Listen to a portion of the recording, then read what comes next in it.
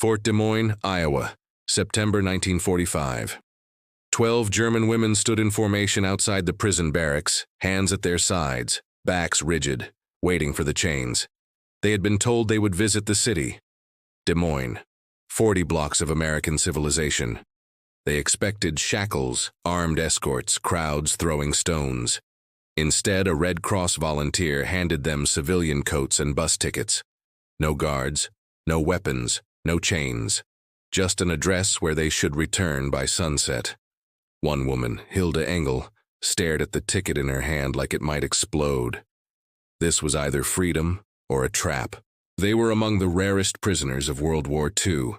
German women, captured in uniform, held on American soil.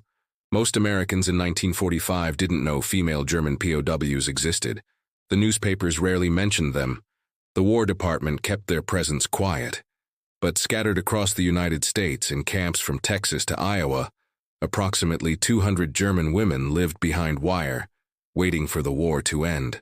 They were Luftwaffe auxiliaries, signals operators, radio technicians, anti-aircraft gun crews, women who had volunteered for military service when Germany was winning, when victory seemed inevitable, when the propaganda promised glory. Instead, they had been captured in France, Italy, North Africa, shipped across the Atlantic, interned in a country they had been taught to fear. Hilda Engel was 26 years old, from Hamburg.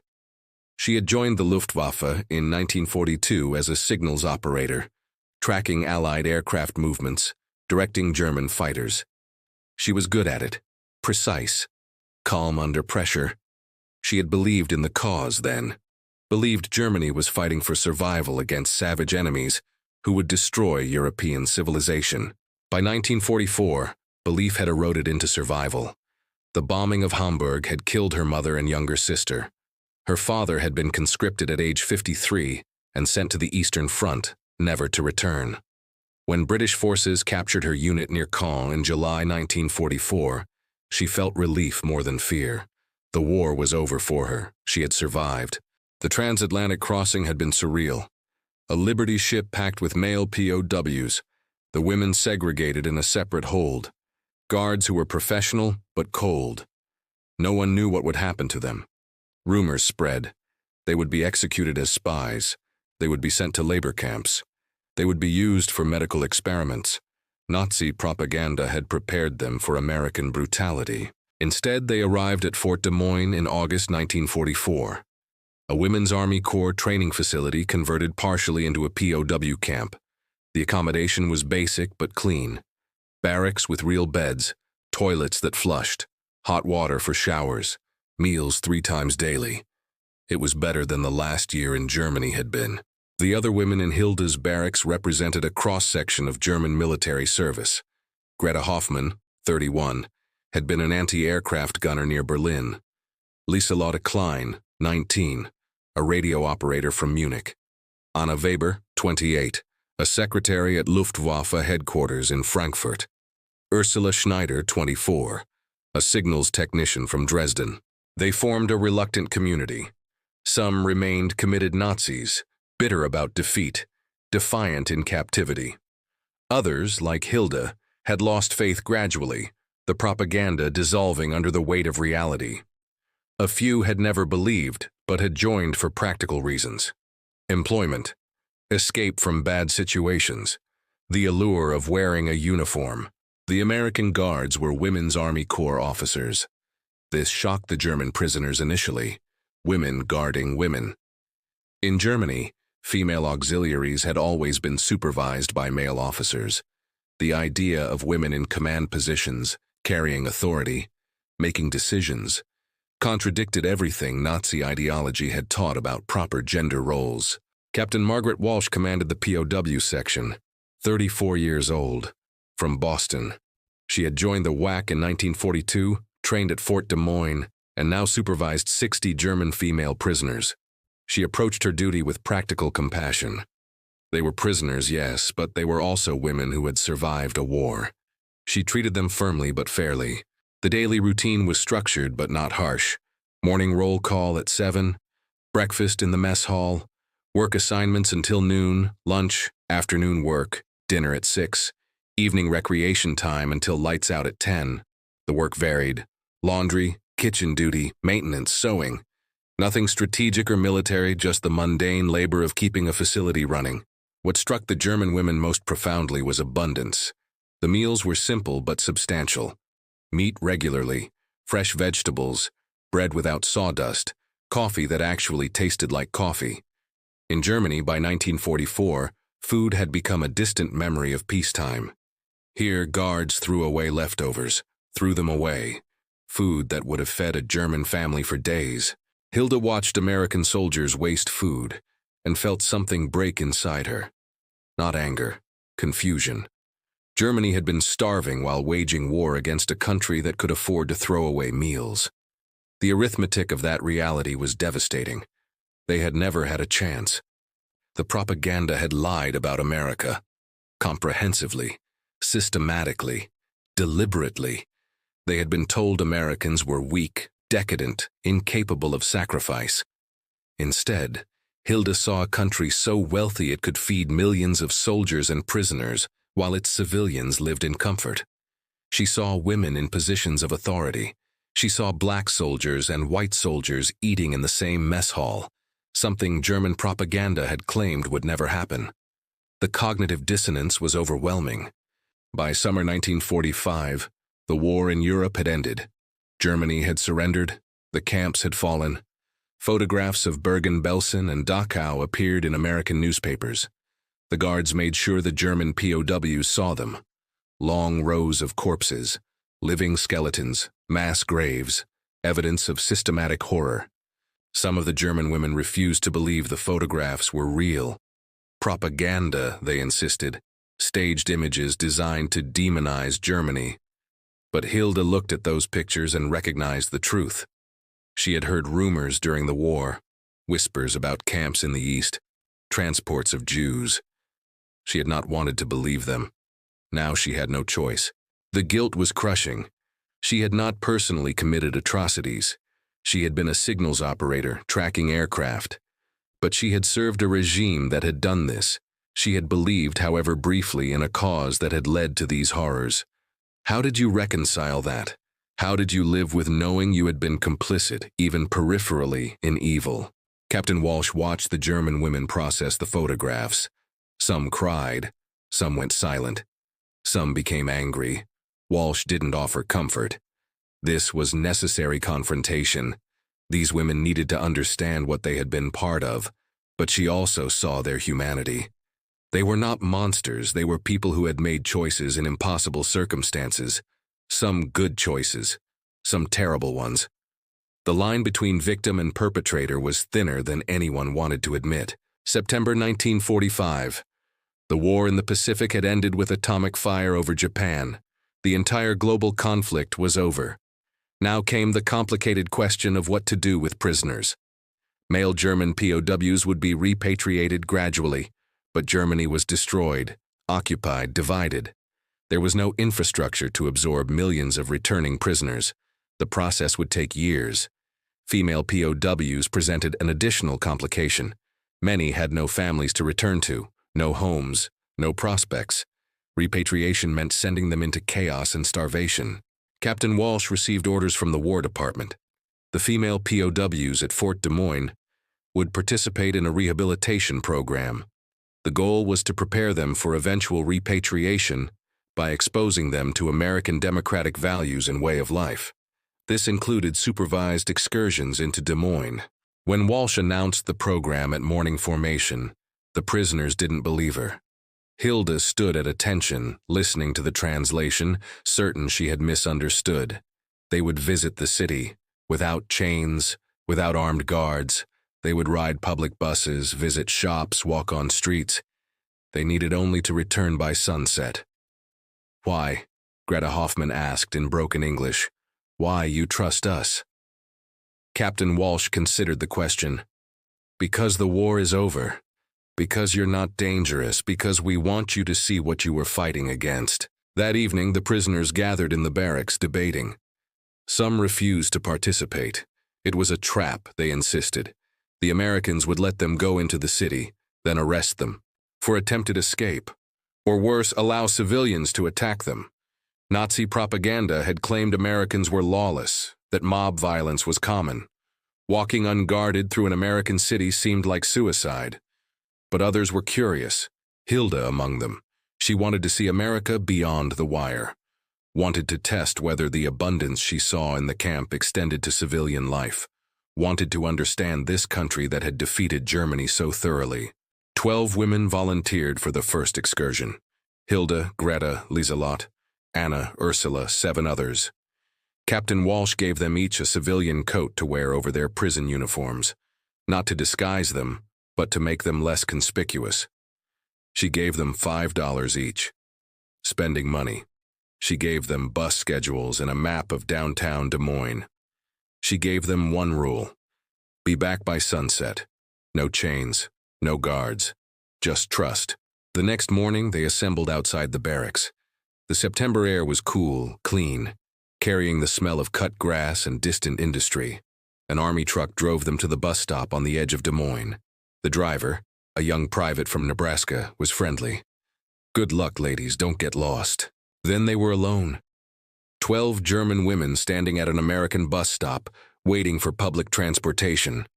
Hilda's heart hammered in her chest. This felt impossible. Prisoners of war, unguarded, about to ride a civilian bus into an American city. The bus arrived. The driver, an older man with gray hair and thick glasses, barely glanced at them. "Fare's 10 cents, he said. They paid with coins Captain Walsh had provided.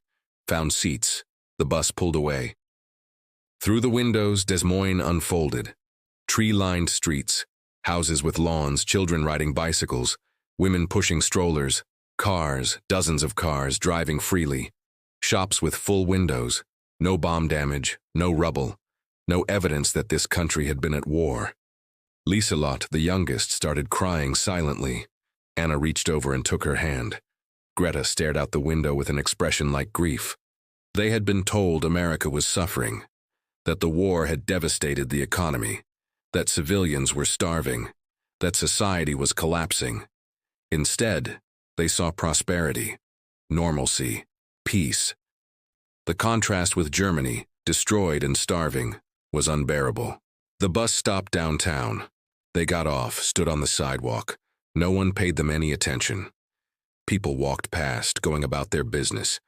No one stared. No one pointed. No one seemed to care that 12 foreign women with accents and uncertain expressions were standing on their street corner. Invisibility felt like safety and loss simultaneously. They were nobody here, not prisoners, not Germans, just people in a crowd. For women who had spent years defined by nationality, by war, by ideology, anonymity was disorienting. Hilda suggested they walk, aimlessly, just to see. The others agreed. They moved in a loose group, staying together for safety, for comfort, for courage. Downtown Des Moines was modest by big city standards, but overwhelming to women who had spent a year in captivity and years before that, in a country being bombed daily. The buildings were intact, 3 stories, 4 stories, solid brick and stone, windows unbroken, signs advertising goods in bright colors. They passed a bakery. The smell stopped them. Fresh bread, cake, pastries displayed in the window like jewels. Hilda thought about Hamburg, about bread made from sawdust and chestnuts, about ration cards that promised food that didn't exist. Here, bread was abundant enough to display casually in a window. "Should we go in?" Ursula asked in German. They hesitated.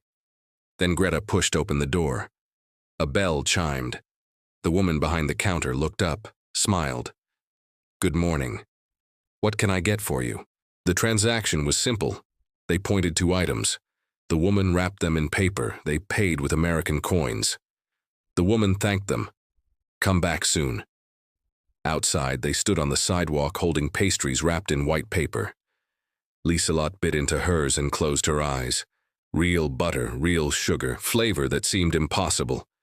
"We lost," Greta said quietly in German. "We lost so completely." They walked further, past a clothing store with dresses in the window, bright colors, full skirts, fashion that suggested abundance of fabric, of dye, of production capacity. In Germany, Clothing had been rationed since 1939. Dresses were patched, remade, passed down. New clothes were fantasies. A bookstore displayed novels and magazines. An appliance store showed radios and toasters. A toy store window was full of dolls and wooden trains and board games. Abundance everywhere. Not luxury. Just ordinary middle-class American abundance. The baseline standard of living that German propaganda had claimed was impossible. They reached a park. Green space in the middle of the city. Trees, benches, a fountain. People sat eating lunch. Children played on swings. An old man fed pigeons. Normal life. Peaceful life. Life without fear of bombs or soldiers or collapse. Hilda sat on a bench. The others arranged themselves on nearby benches, still staying close. They sat in silence, watching Americans live their lives. A mother with 2 young children sat on the bench next to Hilda's. The children, a boy and girl, maybe 5 and 7 years old, chased each other around the fountain. The mother watched them with the relaxed attention of someone who felt safe. No worry about air raids, no fear of soldiers, no concern about finding enough food for the next meal. The little girl ran over to her mother, breathless and laughing. "Mama, can we get ice cream? After lunch, sweetheart." The girl ran back to her brother. The mother glanced at Hilda and smiled. "Kids," she said, "never stop moving." Hilda smiled back, not trusting her English enough to respond. The mother didn't seem to expect conversation. She was just being friendly, casual, the way people were when they felt safe in their world. But Hilda felt a crack forming in her chest. This woman had children the same age as her sister had been when she died in the Hamburg bombing. This woman didn't know what it meant to dig through rubble looking for a child's body. Didn't know the sound a mother makes when she realizes her daughter is dead. Didn't know the smell of a burning city. And that was good. That was how it should be.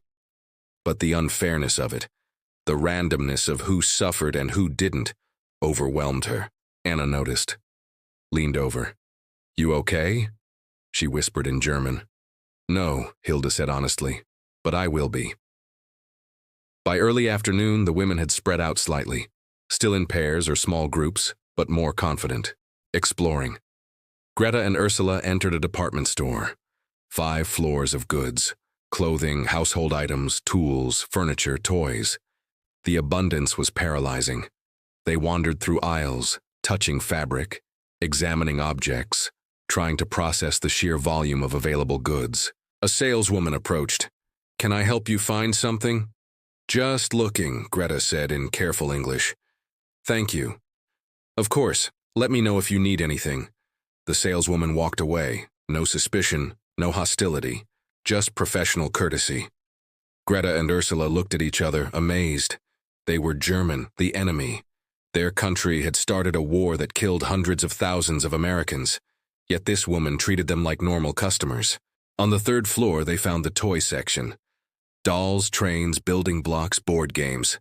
Ursula stopped in front of a display of wooden toys. Her younger brother had loved wooden trains. She had sent him one for Christmas 1943, before mail stopped getting through. She had never learned if he received it. She didn't know if he was alive. "He would have been 10 now," she said quietly. Greta didn't ask who. She knew. Everyone had lost someone. Meanwhile, Lieselot and Anna had found a library. A public library, free to enter. They walked through rows of books, thousands of them, available for anyone to borrow. The concept seemed radical. In Nazi Germany, libraries had been purged of degenerate books. Entire categories of human knowledge had been declared forbidden. Here, books on every subject lined the shelves. Science, philosophy, history, fiction, books in English, but also French, Spanish, even some German titles. A librarian saw them browsing and approached. "Are you looking for something specific?" "We are just looking," Anna said in halting English. "Is okay, of course, take your time. If you need help finding anything, just ask." The librarian walked away. Anna pulled out a German novel, Thomas Mann. Buddenbrooks. It had been banned in Germany. She opened it, ran her fingers over the pages. This book, which her government had declared dangerous, sat freely on a shelf in an American library. The cognitive dissonance was complete. Everything they had been told was inverted. America, the land of cultural degeneracy, preserved books Germany had burned.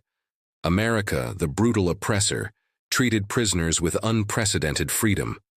America, the weak and decadent nation, had defeated Germany so thoroughly, the war had never really been in doubt. Hilda had separated from the group. Not deliberately. She had simply walked in a different direction, ending up on a quieter street away from downtown. She felt the need for solitude, for space to process what she was seeing. She found herself in front of a church, stone construction, Gothic revival style, tall spire, wooden doors propped open. A sign out front announced Sunday services and weekday community events. She climbed the steps, looked inside. Empty pews, colored light through stained glass. The smell of wood and old hymnals. It reminded her of churches in Hamburg, before the war, before the bombing, when her mother would take her and her sister to Sunday services and they would sing hymns and everything felt eternal. A voice spoke behind her. "Beautiful, isn't it?" She turned. A man in his 50s, gray hair, clerical collar. The pastor. "Yes," Hilda said. "Very beautiful. Are you visiting from out of town?" She hesitated. "Yes, from far away." "Well, you're welcome here. We have evening service on Wednesdays if you're still around." "Thank you," she said. "That is kind." The pastor studied her face. Seemed to see something. "You're one of the prisoners from the fort, aren't you?" Hilda's breath caught. "Yes, I thought so. Captain Walsh mentioned the program. She's a member here. I think it's a good thing you're doing. Seeing the city, seeing how people live." Hilda didn't know what to say. "I expected different," she managed. "Different how?" She gestured vaguely. Guards, chains, anger from people. The pastor was quiet for a moment. "I was in France in 1918, he said. First war. I saw what happens when hate consumes everything, when we treat enemies as less than human. It doesn't end well for anyone." He paused. "You're not our enemy anymore. The war is over. Now we all have to figure out how to be human beings again." Tears surprised Hilda. She wiped them away quickly, embarrassed. "Sorry. Don't be." The pastor's voice was gentle. "Crying means you still feel things. That's good. That means you can heal." He left her there. Went back to whatever pastoral duties filled his day. Hilda stood in the church doorway letting the tears come. Not crying from sadness. Crying from the release of tension she had carried for years. Crying because this man had shown her kindness without requiring anything in return. Crying because she was beginning to believe she might survive not just the war, but the aftermath. By late afternoon, the 12 women had naturally gravitated back together. They met at a diner Captain Walsh had marked on the map. A simple place. Formica counters, red vinyl stools, the smell of coffee and fried food. They took seats at the counter.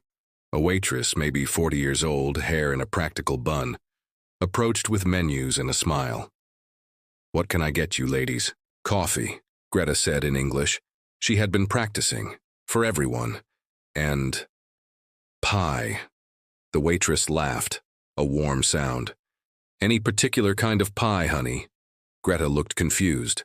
"Any kind," she said. "We've got apple, cherry, lemon meringue, and chocolate cream today." "Apple," Greta said, then looked at the others. "Alle Apfelkuchen?" Everyone nodded. 12 apple pies and 12 coffees, the waitress confirmed. "Coming right up." She returned with a tray of coffee cups and a pot, poured for each of them, then disappeared into the kitchen. The women sat at the counter, holding coffee cups, feeling surreal. "This is madness," Ursula said in German. "We are prisoners having coffee in a diner like tourists." "Maybe that's the point," Anna said. "Maybe they want us to see that we're not prisoners anymore." Not really. The pies arrived, generous slices with ice cream melting on top. The women ate in silence, savoring. Not because the pie was extraordinary, though it was good, but because eating pie in a diner while unguarded represented a freedom they had stopped believing existed. A man in his 60s sat down a few stools away, ordered coffee and pie, overheard them speaking German, glanced over with curiosity but not hostility. "You ladies from the fort?" he asked. "Yes," Hilda said. The man nodded. "My son was in Germany. Came back last month. Said it's pretty bad over there." "Yes," Hilda said quietly. "Very bad." "Well." The man stirred sugar into his coffee. "Hope it gets better. Nobody deserves to live in ruins." The simple statement carried profound weight. Nobody deserves to live in ruins, including Germans, including the enemy, including people whose government had started a catastrophic war. The pastor had said something similar. The capacity for Americans to separate individual humanity from national guilt was bewildering. The waitress brought the check. Greta paid, leaving a tip as Captain Walsh had instructed. The waitress smiled. "You ladies have a good day now. Come back anytime." Outside, the sun was lowering. They had maybe an hour before they needed to catch the bus back to the fort. They walked slowly toward the bus stop, reluctant to leave. "What did you think?" Anna asked in German. "Of today? I think we were lied to," Lieselotte said. "About everything." "I think," Hilda said slowly, "that the war destroyed Germany not just with bombs but with lies. We were told we were superior. We were told we would win. We were told our enemies were subhuman. Every single thing we were told was wrong." Greta was quiet for a long time. Then, "I think I need to become a different person. The person I was cannot exist in the world that actually is." The others understood. They had all reached similar conclusions at different moments throughout the day.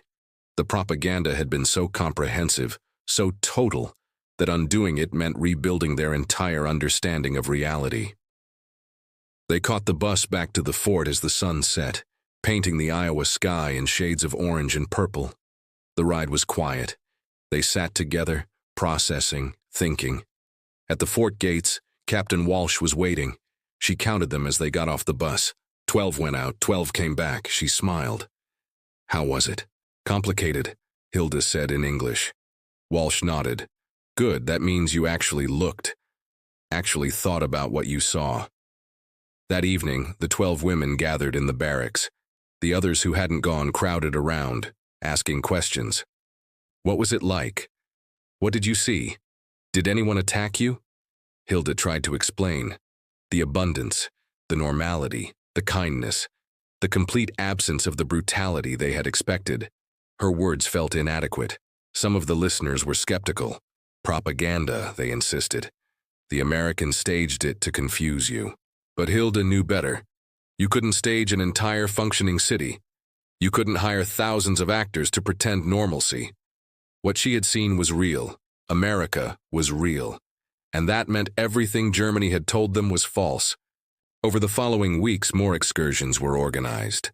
Different groups of women. Different parts of Des Moines. Some visited farms outside the city, saw agricultural abundance. Some visited schools, saw children learning in buildings that had windows and books and heat. Some visited factories, saw production lines making consumer goods, not weapons. Each excursion dissolved more propaganda. Each encounter with ordinary Americans complicated the narrative of American savagery. Each moment of kindness or indifference chipped away at Nazi ideology. Not everyone changed. Some prisoners remained committed to their beliefs. Some refused to go on excursions. Some went but dismissed everything as lies and tricks. Ideological conviction is difficult to dislodge, especially when it's bound up with identity and meaning. But many women, like Hilda, began the slow process of deprogramming. They wrote letters home to Germany, describing what they had seen. They discussed among themselves what democracy might actually mean. They debated whether Germany could become something different after the war. Captain Walsh watched this transformation with quiet satisfaction. This was the true victory. Not just defeating Germany militarily, but defeating Nazism ideologically. Showing people that another way of organizing society was possible. That abundance and freedom could coexist.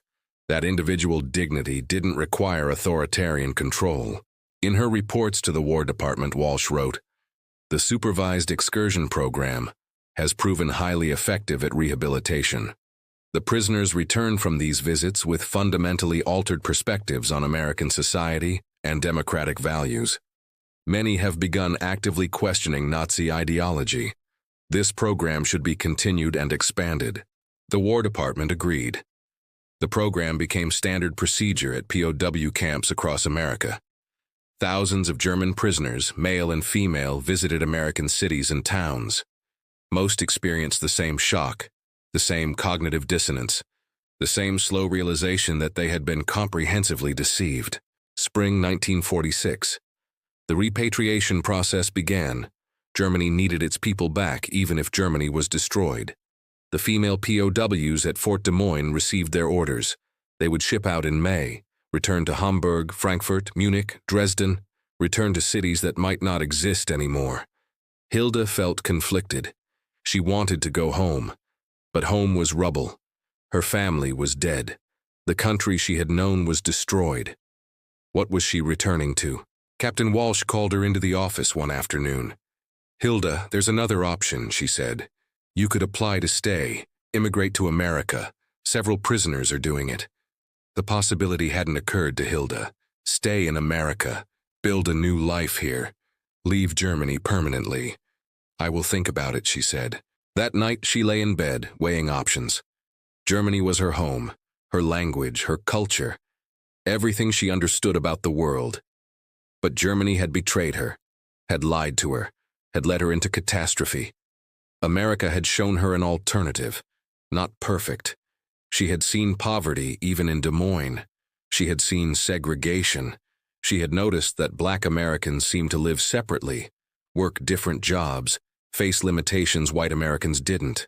But America had also shown her that democracy could function, that abundance was possible, that societies could organize around freedom rather than control. She made her decision. She would return to Germany, not because she believed in it, but because she needed to see what remained, needed to help rebuild, needed to witness what came next.